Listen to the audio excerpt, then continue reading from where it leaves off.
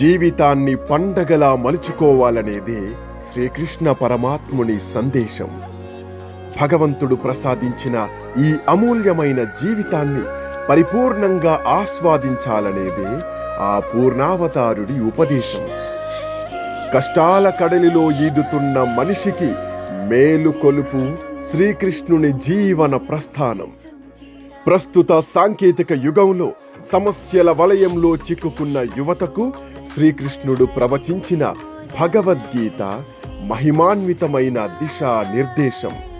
సృష్టికర్త శ్రీ మహావిష్ణువు ఈ బ్రహ్మాండాన్ని ఉద్ధరించడానికి తన 8వ అవతారంగా శ్రీకృష్ణుడిగా జన్మించిన శ్రీకృష్ణ జన్మాష్టమి ప్రజలందరికీ పర్వదినం. కృష్ణయ్య ప్రతి ఇంటిని పావనం చేయాలని కోరుకుంటూ రాష్ట్ర ప్రజలకు శ్రీకృష్ణాష్టమి శుభాకాంక్షలు.